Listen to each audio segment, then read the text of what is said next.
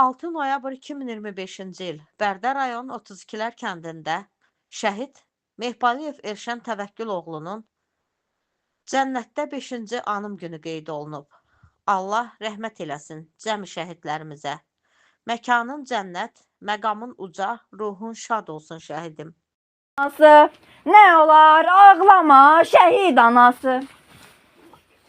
Sən güclü qadınsan, dahi qadınsan. Bizlərə ən əziz doğma anasan. Qoymaram ağlayıb belə yanasan. Düşməndir ağlayıb yanıb solası. Sən həcər qeyrətli şəhid anası. Fəxr elə igidin qələbə çaldı. Düşmənə od qoyub torpağı aldı. Tarixə yazılıb əbədi qaldı. Mənim üçün olmusan sular sonası. Qürurum, ant yerim, şəhid anası. Hər zaman sevmisən əziz vətəni, sən diş duruşunla yandır düşməni. Beləcə yanacaq nankor erməni. Yaşayır cənnətdə elin balası. Qeyrətim, namusum. Bütün şəhidlərimiz kimi Elşən də qəhrəman bir oğul olubdur. Allah atasına, anasına səbir versin.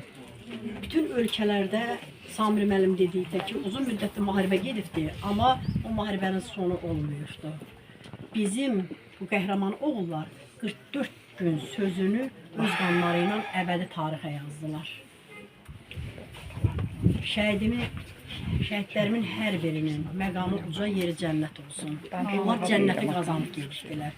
Öz sözlərini onlar deyirdi. Biz nə qədər söz desək, onların dediyi sözü biz deyə bilmərik. Onlar sözü Qarabağda dedilər. İmzalı tarixi orada atdılar. Qələbəni qazandırıb, bugünkü gündə bizim azad yaşamağımızın səbəbkarına öz canlarını qurban verdilər. Allah Cəmalə bacıma, Təvəkkül qardaşıma səbir versin. Amin.